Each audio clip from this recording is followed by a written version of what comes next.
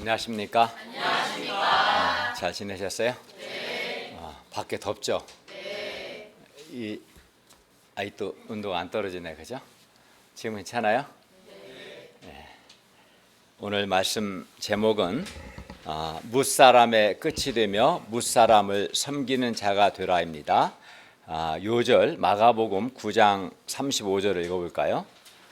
9장 35절입니다. 시작. 예수께서 앉으사 12제자를 불러서 이르시되 누구든지 첫째가 되고자 하면 무사람의 끝이 되며 무사람을 섬기는 자가 되어야 하리라 하시고. 기도하겠습니다. 오늘 오신 주님, 오늘도 우리가 살아계신 성부 하나님, 성자 하나님, 성령 하나님을 예배할 수 있도록 은혜 주셔서 감사합니다. 주님께 감사하고 주님을 기쁘시게 하고 주님을 영화롭게 하는 그런 예배가 되기를 원합니다. 주님께서 또한 이 자리에 우리와 함께 하셔서 우리의 많은 죄와 허물을 용서하시고 하나님의 말씀으로 우리의 영혼을 또 우리의 마음을 새롭게 해주시고 은혜 주시기를 기도합니다. 예수님의 이름으로 기도하였습니다. 아멘. 사람들은 대개 첫째가 되고자 합니다. 할 수만 있으면 높은 지위에 오르고자 합니다. 예를 들어 회사에서도 서로 이제 수십 명이 같이 입사를 했어도 서로 먼저 승진하고자 이렇게 경쟁합니다. 그런데 예수님의 제자들도 예외는 아니었습니다. 그래서 서로 누가 더 크냐 쟁론했습니다. 예수님은 첫째가 되고자 하는 제자들에게 그들이 어떤 사람이 되어야 하는가 말씀합니다. 오늘 말씀을 통해 예수님을 믿는 신자요 제자로서 우리가 예수 그리스도께 속한 사람들에 대해서 나아가 모든 사람에 대해서 어떠한 자세를 가져야 하는가 배울 수 있기를 바랍니다. 아멘. 첫째, 누구든지 첫째가 되고자 하면 무사람의 끝이 되고 무사람을 섬기는 자가 되어야 합니다.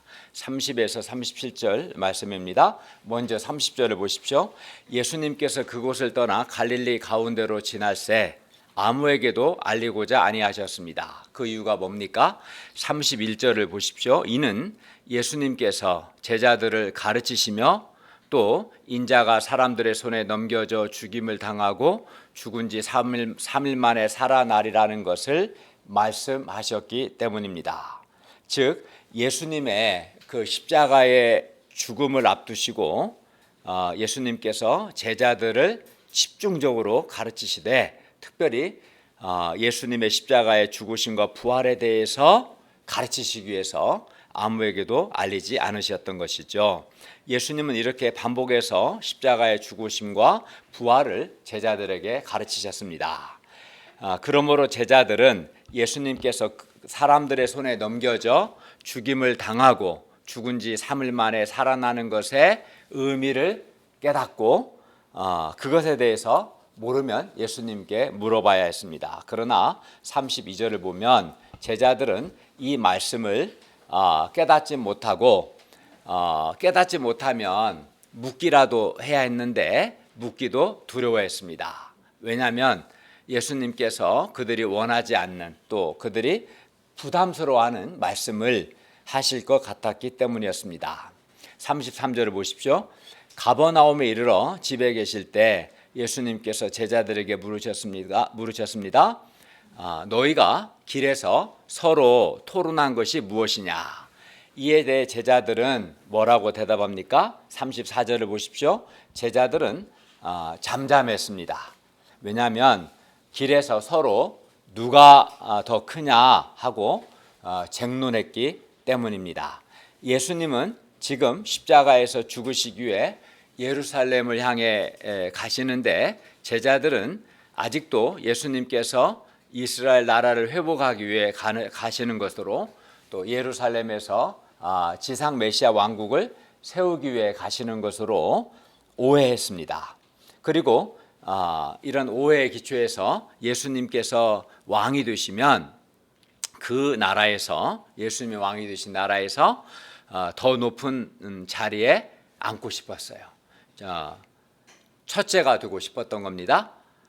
총리가 되고 싶었습니다. 아니면 장관이라도 하고 싶었습니다. 그리하여 길에서 서로 누가 더 크냐 다퉜습니다. 제자들은 더 하나같이 12명 다 하나같이 다 큰 자가 더 큰 자가 되고 싶었습니다. 보통 빅3로 통하는 베드로, 요한, 야고보 이 세 사람은 말할 것도 없고 전혀 그럴 것 같지 않았던 나다나엘, 평상시 존재감도 없었던 그 나다나엘도 이때는 자기도 첫째가 되고 싶다고 했습니다. 이렇게 제자들이 다 하나같이 누가 더 크냐, 더 큰 자가 되고 싶었기 때문에 누가 더 크냐 하는 문제로 서로 쟁론이 일어났던 것입니다. 서로 양보하지 않는 거죠. 왜 네가 더 크냐, 내가 더 크지. 서로 누가 더 크냐 쟁론했습니다. 그러면 제자들은 왜 서로 더 큰 자, 더 나아가 가장 큰 자가 되고 싶었을까요? 제자들은 서로 누가 더 크냐 쟁론했다는 것은 하나같이 더 큰 자가 되고 가장 큰 자가 되고 싶었다는 것이죠. 왜 그랬을까요? 왜냐하면 제자들 생각하기에 더 큰 자가 되면 될수록 더 많은 특권을 누리고 더 많은 영광을 받고 더 많은 대접과 섬김을 받을 수 있다고 생각하기 때문입니다. 그리고 그래서 더 큰 자가 되어서 또 가장 큰 자가 되어서 자기들도 더 많은 특권, 대접, 섬김을 받고 싶었던 것이죠. 예를 들어 일반적으로 삼성과 같은 기업에서 큰 자가 될수록 높은 지위에 오를수록 첫째에 가까울수록 가장 큰 첫째는 이재용 회장이겠지만 다 첫째가 될 수는 없고 높은 지위에 오를수록 첫째에 가까울수록 뭐가 달라질까요? 연봉이 올라가죠. 연봉이 달라집니다. 그리고 차량이 제공되고 차량도 상무냐 전무냐 사장에 따라서 배기량이 높아지겠죠. 또 운전기사도 제공되고 더 높은 지위에 올라가면 비서도 제공됩니다. 또 사무실 크기도 사이즈가 더 높은 지위에 오를수록 사이즈가 커지겠죠. 또 비행기를 타도 이코노미 클래스가 아니라 비즈니스 클래스, 더 나아가 퍼스트 클래스를 타게 됩니다. 높은 지위에 오를수록 큰 자가 될수록 그렇죠. 호텔도 4성급, 5성급, 6성급 호텔의 그레이드가 달라지는 겁니다. 그래서 사람들은 더 큰 자가 되고 더 높은 지위, 첫째가 되고 싶어 합니다. 더 큰 자가 될수록 더 높은 자, 더 첫째가 될수록 더 많은 특권, 영광, 대접, 섬김이 뒤따르기 때문이죠. 사람들이 더 큰 자가 되고 첫째가 되고자 하는 이유는 이렇게 특권을 누리고 영광받고 사람들로부터 섬김과 대접을 받기 위해서입니다.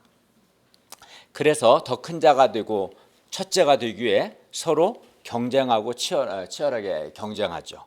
내가 첫째가 되지 않으면 하다못해 첫째인 사람에게 줄이라도 잘 데려갑니다. 어느 조직에서나 더 큰 자가 될수록 더 큰 권한과 대접과 섬김이 주어집니다. 세상이 대체로 다 그렇죠. 다 그렇습니다. 그런데 문제는 예수님의 제자들도 이러한 세상 가치관에 영향을 받아서 더 큰 자가 되어 더 큰 특권, 영광, 대접, 섬김을 받고 싶었던 것입니다. 그래서 누가 더 크냐 서로 쟁론했던 거죠. 그런데 우리에게도 더 큰 자가 되고자 하는 마음이 있습니다. 즉 내가 가장 영광을 받고 내가 더 존중받고 내가 더 인정받고 내가 더 대접받고 섬김받고 싶어하는 마음이 있습니다. 예수님은 제자들이 서로 누가 더 크냐 쟁론했다는 것을 아셨습니다. 제자들이 서로 더 큰 자가 되고자 한다는 것을 아셨습니다. 그리고 제자들이 서로 더 큰 자가 되고자 한 동기가 무사람, 즉 모든 사람의 머리가 되어서 모든 사람의 섬김을 받기 위해서라는 것도 예수님께서 잘 아셨습니다. 그러면 이러한 제자들에게 예수님은 뭐라고 말씀합니까? 35절을 보십시오. 예수님께서 앉으사 12제자를 불러서 말씀합니다. 누구든지 첫째가 되고자 하면 무사람의 끝이 되며 무사람을 섬기는 자가 되어야 하리라. 여기서 첫째가 된다는 것은 12 제자 중에서 가장 큰 자, 가장 높은 사람이 되는 것입니다.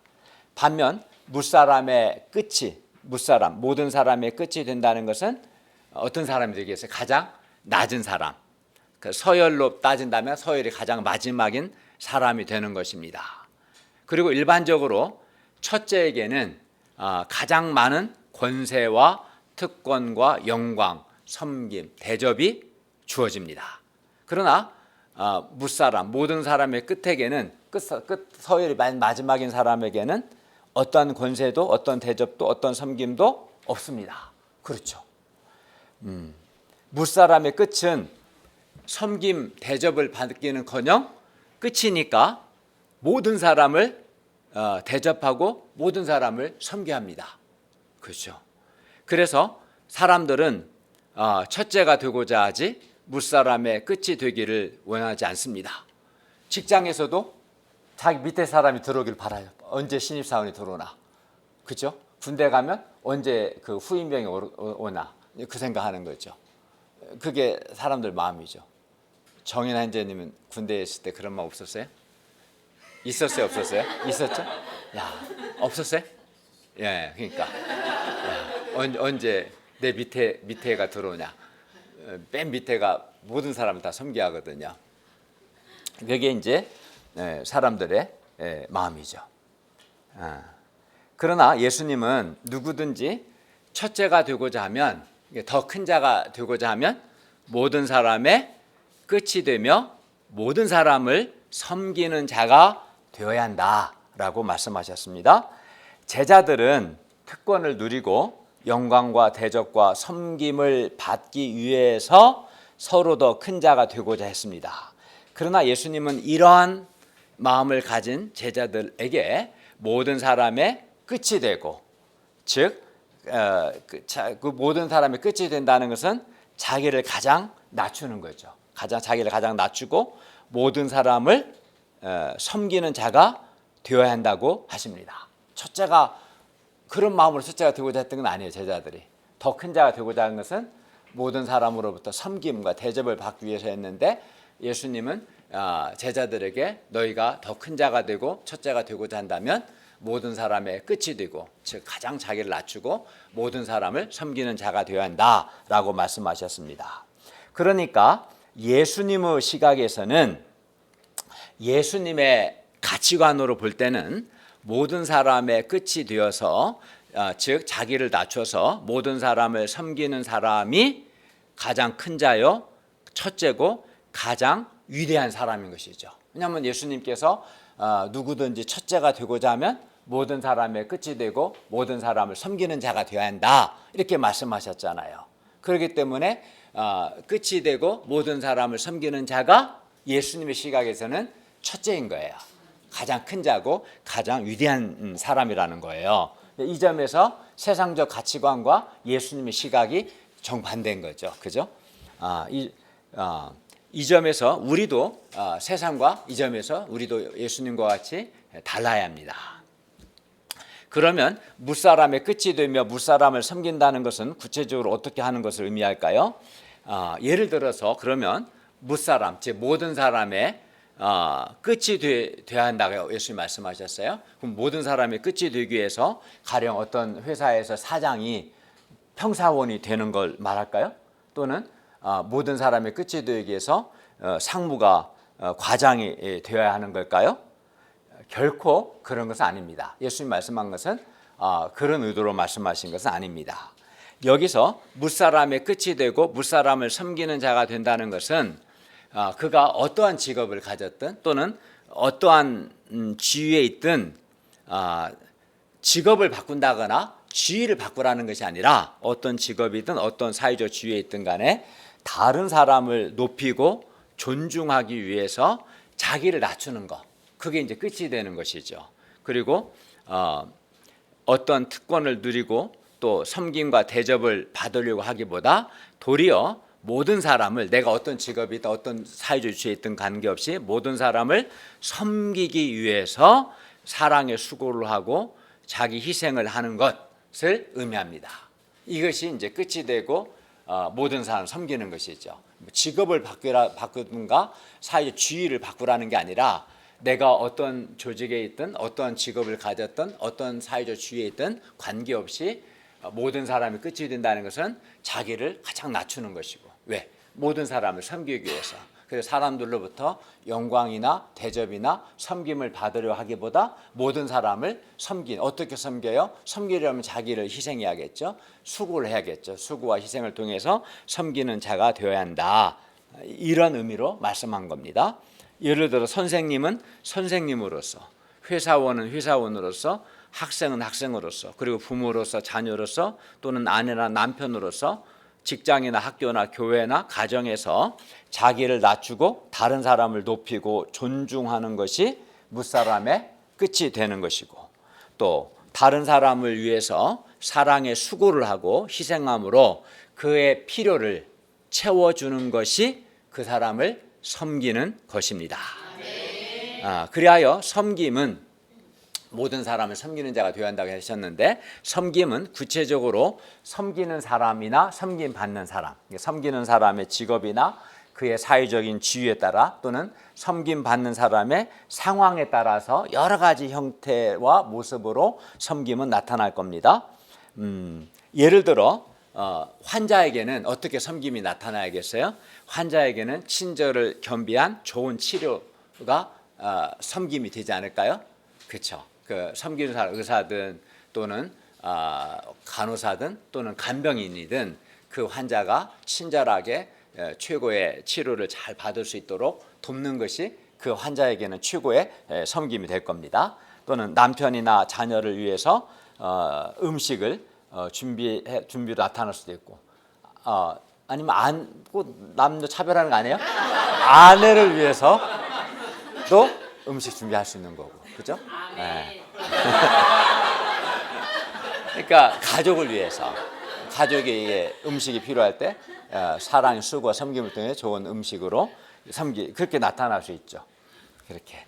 또는 어떤 사람에게는 그 운전을 통해서 또는 다과 준비를 통해서 또는 청소 등을 통해서 섬길 수 있죠. 그러니까 섬김은 섬기는 사람이나 섬김받는 사람의 상황에 따라서, 직업의 위치에 따라서 다양한 형태로 나타날 수 있겠죠. 또 어떤 사람에게는 다른 사람을 위해서 기도해주고 말씀을 가르치고 그의 죄와 싸워주고 양육의 수고를 감당하는 모습으로 섬김이 나타날 것입니다. 그리고 이러한 섬김은 사실 최고의 섬김입니다. 사람을 살리고 사람이 변화되고 영생을 누리도록 돕는 거기 때문에 이런 섬김은 최고의 섬김일 겁니다. 섬기는 사람의 직업이나 사회적인 지위, 그리고 섬김받는 사람의 필요가 다 다르기 때문에 섬김은 아주 다양한 모습으로 나타날 것입니다. 예. 그러나 이제 분명한 것은 나를 낮추고 다른 사람을 높이고 존중하는 것이 이제 끝이 되는 거죠. 나를 낮추고 다른 사람을 높이고 존중하는 것이 끝이 되는 것이고, 또 나의 사랑의 수고와 희생을 통해서 다른 사람의 필요를 채워주는 것, 이것이 섬김입니다. 그러니까 섬김의 형태는 다양할지 모르겠지만 다양하죠. 예, 그렇지만 끝이 되는 것, 자기를 낮추고 다른 사람을 높이고 존중하고 또 섬기기 위해서 자기를 희생하고 사랑에 수고하는 것, 이거는 다 똑같습니다. 그래서 모든 사람의 끝이 되기 위해서는 반드시 자기를 낮추고 겸손해야겠죠. 모든 사람을 존중해야 합니다. 또 모든 사람을 섬기기 위해서는 반드시 사랑의 수고와 희생이 있어야 합니다. 그러니까 모든 사람의 끝이 되고 모든 사람을 섬기기 위해서는 직업이나 사회적 지위와 관계없이 반드시 낮아짐, 사랑의 수고, 희생 등이 요구됩니다. 낮아지지 않고 사랑의 수고와 희생이 없이 다른 사람을 섬긴다는 것은 어불성설이죠. 불가능한 겁니다. 그런데 하나님이신 예수님께서 가장 낮아지셔서 모든 사람의 끝이 되셨고 모든 사람을 섬기셨습니다. 우리 죄인들을 위해서 자기 목숨을 대속물로 내어주시기까지 자기를 희생하시고 우리를 섬겨주셨습니다. 그리하여 이 예수님의 섬김을 통해서 많은 사람들이 구원받고 살아날 수 있었습니다. 예수님은 특권, 영광, 대접, 섬김을 받기 위해서 첫째가 되고자 하는 제자들에게 모든 사람의 끝이 되고 모든 사람을 섬기는 자가 되어야 한다고 말씀합니다. 우리가 어떠한 직업, 어떤 지위에 있든 모든 사람의 끝이 되며 모든 사람을 섬기는 자가 되기를 기도합니다. 그리고 이런 사람이 이렇게 자기를 낮추어 끝이 되고 또 자기 사랑의 수고 희생을 통해서 모든 사람을 섬기는 사람이 직업이나 그의 사회적 지위와 상관없이 진정으로 첫째요, 진정으로 가장 큰 자요, 가장 위대한 사람입니다. 그러니까 예수님의 기준으로 볼 때는, 예수님의 기준으로는 사회적 지위가 높은 사람이 큰 자가 아닙니다. 선망받는 직업을 가진 사람이 큰 자가 아니라 무사람, 어떤 직업이든 어떤 지위에 있든 간에 무사람의 끝이 되며 무사람을 섬기는 사람이 예수님의 기준으로 볼 때는 그 사람이 첫째고 가장 큰 자고 가장 위대한 사람입니다. 이제 예수님은 무사람을 섬기는 것이 무엇인지 본을 보여주십니다. 36, 37절을 보십시오. 예수님께서 어린아이 하나를 데려다가 그들 가운데 세우시고 안으시며 제자들에게 말씀하십니다. 37절 한번 읽어볼까요? 시작. 누구든지 내 이름으로 이런 어린아이 하나를 영접하면 곧 나를 영접하니요 누구든지 나를 영접하면 나를 영접함이 아니요 나를 보내신 이를 영접함이니라. 예, 여기서 예수님의 이름으로 이런 어린아이 하나를 영접한다는 것은 무슨 뜻입니까? 예수님의 이름으로, 내 이름으로 했잖아요. 예수님의 이름으로라는 말은 예수님께서 원하시기 때문에, 또 예수님의 영광을 위해서, 또 예수님의 마음으로라는 말입니다. 어떤 사람은 자기 이익이나 자기 유익을 위해서 또는 자기 영광을 위해서 다른 사람을 아주 친절하게 영접합니다. 그러나 이것은 자기를 위해서 자기 이름으로 영접하는 것이지 예수님의 이름으로 영접하는 것은 아닙니다. 물건 파는 사람은 물건을 많이 팔기 위해서 고객을 잘 영접합니다. 아주 친절하게 영접합니다. 보험 설계사는 하나라도 보험 계약을 더 하기 위해서 손님들을 잘 영접합니다. 정치인들은 표를 많이 얻기 위해서 다른 사람을 잘 영접합니다. 그러나 이러한 것들은 다 자기 이름으로 자기 유익을 위해서 자기를 위해서 영접하는 것이지 예수님의 이름으로 영접하는 것은 아닙니다. 예수님은 이렇게 자기 이름으로 영접하는 것이 아니라 예수님의 이름으로, 곧 예수님께서 원하시기 때문에 예수님을 위해서 예수님의 마음으로 어린아이 하나를 영접할 수 있어야 한다라고 말씀하셨습니다. 그리하여 예수님의 이름으로 영접하는 것은 나의 이익, 나의 유익과 관계없이 예수님 때문에 내가 다른 사람을 영접하는 것입니다. 어떤 경우에는 나에게 손해가 되고 또 상대방이 내가 별로 영접하고 싶지 않은 사람일지라도 예수님 때문에, 예수님께서 원하시기 때문에 예수님의 마음으로 다른 사람을 영접하라고 말씀합니다. 예수님을 믿는 신자라면 예수님을 최고로 영접하고자 하는 마음이 있습니다. 만약에 예수님께서 성육신하셔서 우리 김동현 목사님 집에 오시면 예수님 영접할 겁니까? 안 할 겁니까?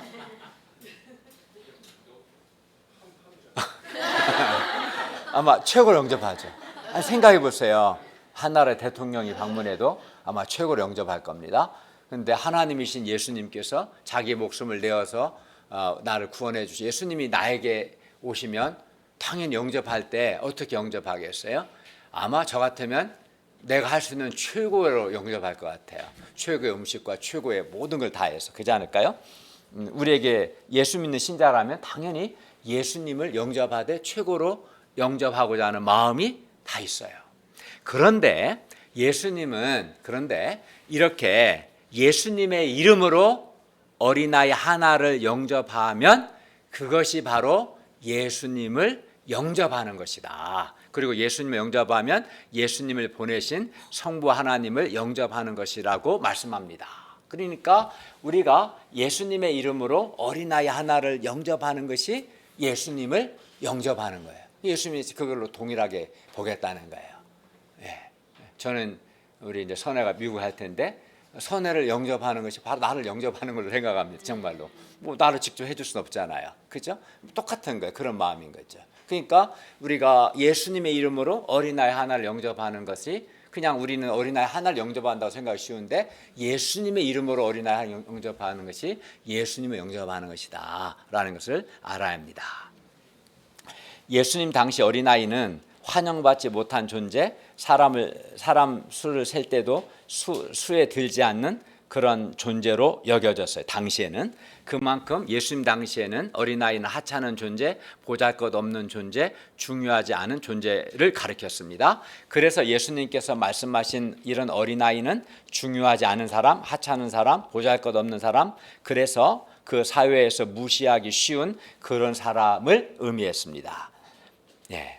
그래서 사람들은 어린아이와 같이 중요하지 않은 사람, 자기에게 별 도움이 되지 않는 사람은 영접하지 않고 때로는 무시하기도 합니다. 사람들은 자기에게 유익이 되는 사람은 영접하지만 자기에게 전혀 유익이 되지 않거나 도리어 이 사람 영접했다가 나에게 피해가 될 것 같으면 영접하지 않습니다. 사람들은 권력이 있거나 영향력이 있거나 돈이 있거나 적어도 나에게 뭔가 도움이 되는 그런 사람을 영접하려고 합니다. 자기에게 도움이 되는 사람에게는 영접하라고 하지 않아도 잘 영접합니다. 그러나 어린아이와 같이 자기에게 별 도움이 되지 않는 사람은 영접하려고 하지 않습니다. 심한 경우 무시하기도 합니다.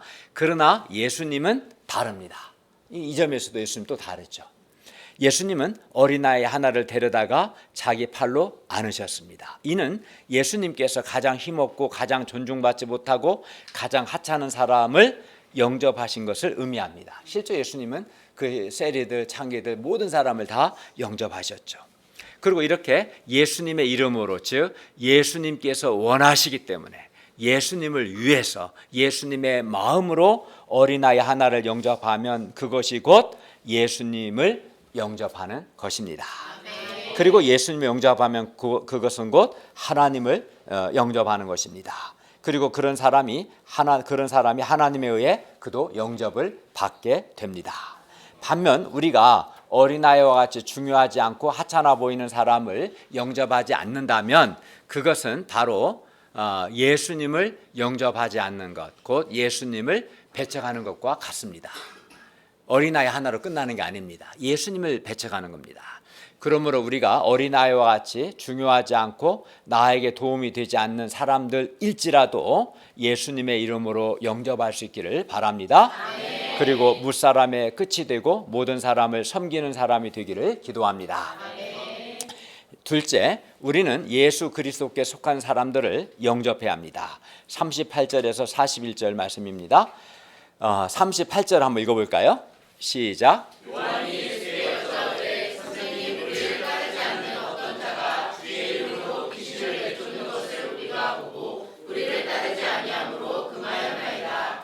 귀신을 내쫓는 그 사람은 예수님의 이름으로 귀신을 내쫓았어요. 나사렛 예수의 이름으로 명하노니 귀신아 그 사람에게서 나가라 이렇게 해서 내쫓았던 것 같아요. 그런데 그 사람은 제자들과 12제자들과 같은 그룹에 속하지는 않았습니다. 그러자 제자들은 그 사람이 귀신을 내쫓은 그 사람이 자기들을 따르지 않기 때문에 곧 자기들의 모임에 속하지 않았기 때문에 자기들과 같은 그룹이 아니었기 때문에 그가 예수님의 이름으로 귀신 내쫓는 것을 금했어요. 우리를 따르지 아니함으로 금하였나이다. 제자들은 그가 예수님의 이름으로 귀신 내쫓는 일을 하지 못하게 했어요. 예수님의 이름으로 귀신을 내쫓는 일은 분명 예수님의 역사입니다. 그것도 아주 선한 역사입니다. 그리고 그 일을 통해서 귀신에게 잡힌 한 사람이 구원을 얻었고 또한 예수님의 이름이 드러났습니다. 그렇기 때문에 귀신을 쫓는 것은 좋은 일입니다. 선한 일입니다. 그러나 예수님의 제자들은 그 일을 못하게 막았습니다. 금했습니다. 이는 곧 예수님의 복음 역사를 막은 겁니다. 그것도 예수의 제자들이. 이를 통해 볼 때 사람이 예수님 중심이 되지 않고 자기가 속한 모임이 중심이 될 때 제자들처럼 원치 않게 자칫 복음의 원수가 될 수도 있음을 알 수 있습니다. 예수님은 이런 제자들에게 말씀합니다. 39, 40절을 보십시오. 예수님은 예수님의 이름으로 귀신을 내쫓는 것, 곧 예수님의 이름으로 선한 일을 하는 것을 금하지 말라고 말씀하셨습니다. 따라서 우리는 우리와 같은 모임, 같은 신앙 공동체에 속하지 않았을지라도 예수님의 이름으로 선한 일을 하는 사람에 대해서 금하지 말고 영접해야 합니다.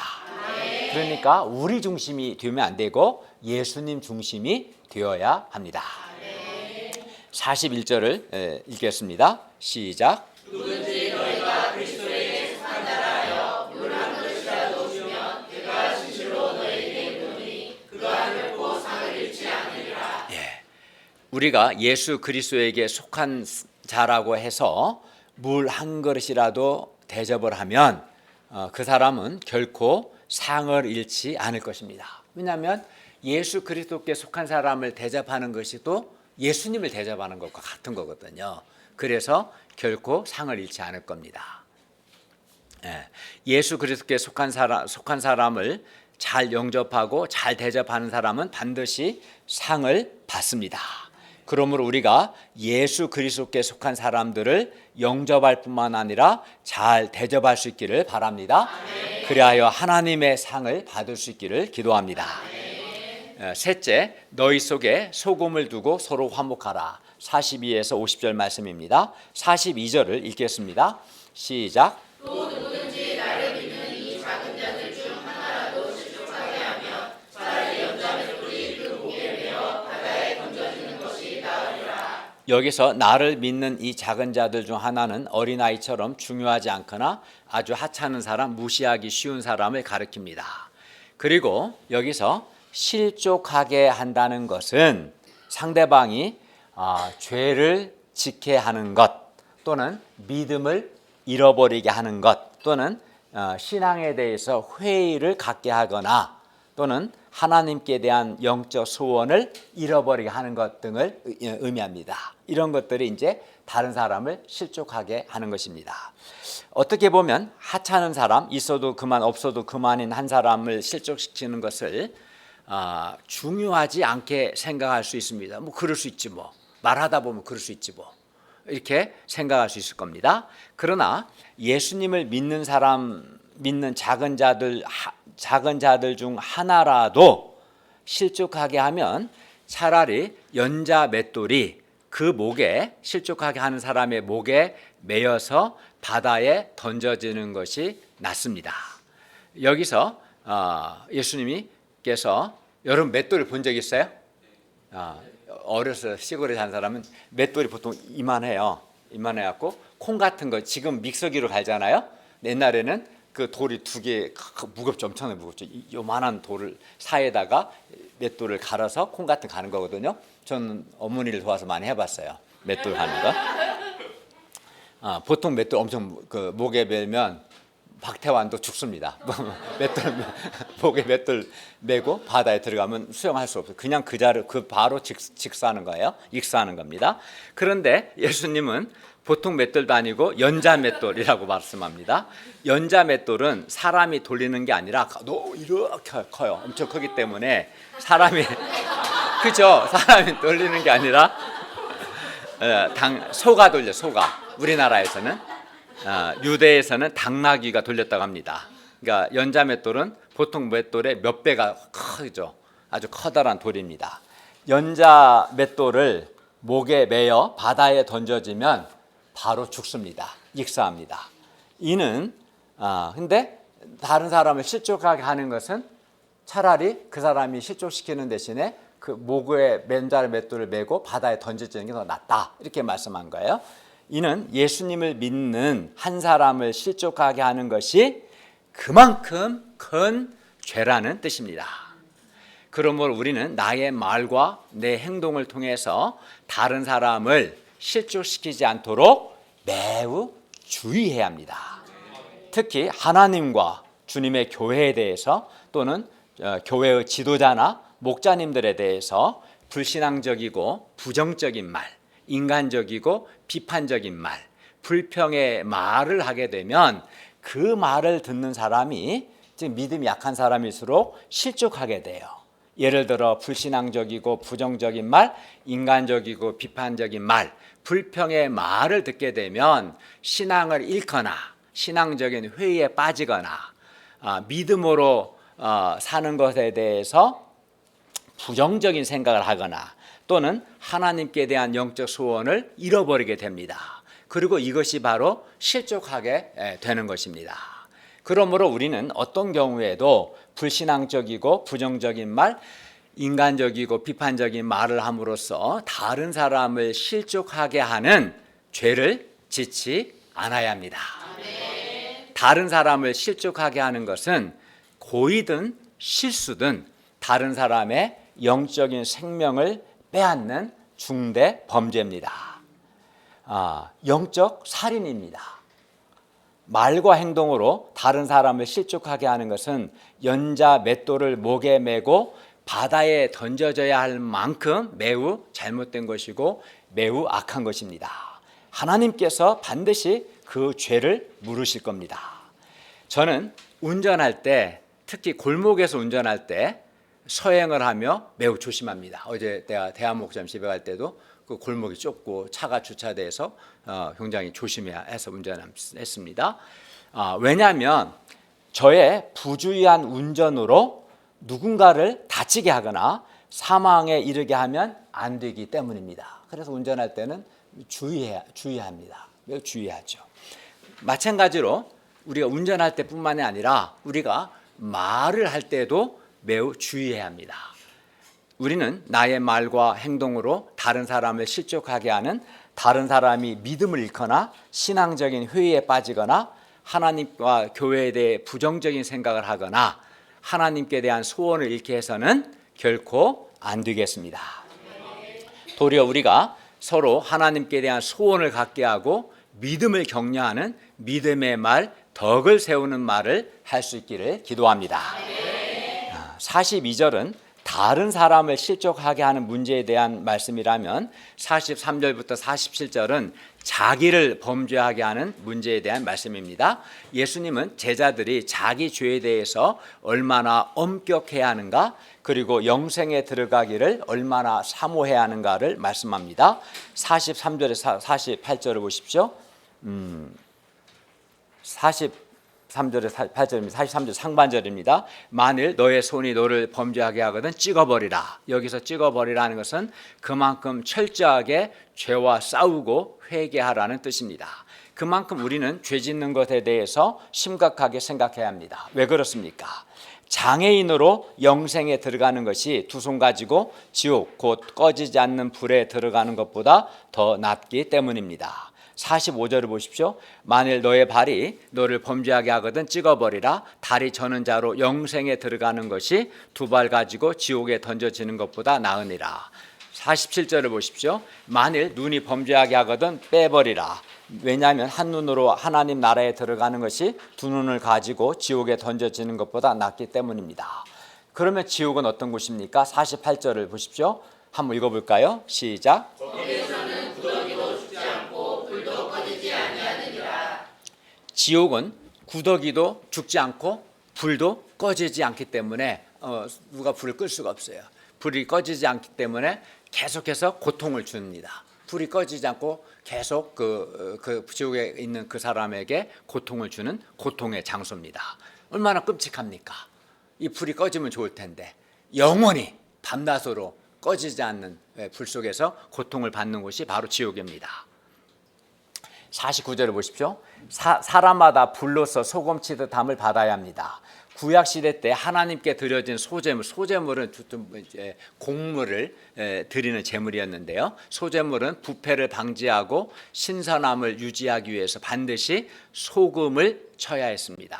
그리하여 소금과 함께 드려지는 소제물은 순전한 제물을 의미했습니다. 그러므로 사람마다 불로서 소금치듯 함을 받는다라는 말은 여기서 불은 정화시키고 연단하는 것을 상징하는데 제자들이 연단을 통해서 구약의 순전한 소제물처럼 하나님 앞에 드려지는 순전한 제물이 되어야 한다라는 뜻입니다. 50절을 다 같이 읽겠습니다. 시작. 소금은 좋은 것이로되 만일 소금이 그 맛을 잃으면 무엇으로 이를 짜게 하리요 너희 속에 소금은 좋은 것입니다. 정말 그렇습니다. 왜냐하면 소금은 부패를 방지하고 무엇보다 소금이 좋은 것은 소금은 음식의 맛을 내기 때문입니다. 소금을 사용하지 않으면 음식에 맛이 없어요. 근데 너무 사용하면 또 안 되겠지만 소금의 정말 중요한 건 소금은 음식의 맛을 내기 때문에 소금은 좋은 것입니다. 그런데 예수님은 제자들에게 너희 속에 소금을 두고 서로 화목하라고 말씀합니다. 여기서 소금은 비유적인 의미로 말씀하신 거죠. 그러면 제자들에게 있어서 소금은 뭡니까? 여기서 소금은 좋은 것으로서 무사람의 끝이 되고자 하는 마음, 이런 마음이 소금입니다. 무사람을 섬기고자 하는 마음이 소금입니다. 또 예수님의 이름으로 어린아이 하나와 같이 자꾸 하찮은 사람을 영접하는 마음이 바로 소금입니다. 자기들을 따르지 않을지라도 예수님께 속한 사람을 금하지 않고 영접하는 마음이 바로 소금입니다. 예수 그리스도께 속한 자라 하여 잘 영접하고 잘 대접하는 마음이 소금입니다. 자신의 말과 행동으로 다른 사람을 실족시키지 않고자 애쓰는 마음이 바로 소금입니다. 자기 죄에 대해서는 철저하게 싸우고 회개하는 마음이 소금입니다. 제자들은 그들 속에 이러한 마음, 곧 소금을 두고 서로 화목해야 합니다. 그리고 제자들이 이와 같이 그들 가운데 소금을 두고 서로 화목할 때, 즉 서로가 서로를 영접하고 서로를 섬기기 때문에 제자 공동체는 은혜로운 사랑의 공동체가 될 것입니다. 생각해 보세요. 소금이 있어야 음식이 맛이 나잖아요. 마찬가지로 이런 마음, 소금이 있을 때 공동체가 얼마나 은혜롭고 사랑이 풍성한 공동체가 되겠어요. 그러나 소금이 없으면 음식이 맛을 낼 수 없는 것처럼 다 뭐 큰 자가 되고자 하고 섬기고자 하지도 않고 말도 함부로 하고 죄짓고 영접도 안 하고 예수님께 속했는데 또 잘해주지도 않고 이런 공동체는 한마디로 소금이 없는 거잖아요. 그러면은 맛이 없는 음식처럼 하나도 은혜도 없고 삭막하고 막 그 지옥과 같은 공동체가 될 겁니다. 소금이 있어야 하고 그래서 소금을 두고 서로 화목하라고 하신 거예요. 무엇보다 이렇게 소금을 두고 서로 화목할 때 제자들의 이러한 영접과 섬김을 통해서 많은 사람들이 살아나게 될 것입니다. 예. 우리가 라이프 테스트를 듣다 보면 우리 김대한 목사님 그랬잖아요. 우리 교회 공동체가 소금과 같이 은혜롭고 사랑의 공동체였기 때문에 그것 때문에 처음에 교회에 나오기 시작했다. 말씀을 못 깨달아도 그렇죠.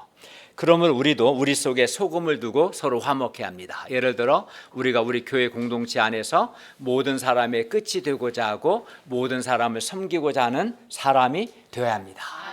그게 소금이죠. 어린아이와 같은 사람이라도 예수님의 이름으로, 즉 예수님께서 원하시기 때문에 예수님의 마음으로 영접해야 합니다. 이게 소금입니다. 예수 그리스도께 속한 사람을 잘 영접하고 잘 대접해야 합니다. 그리하면 하나님께서 반드시 우리에게 상을 주실 것입니다.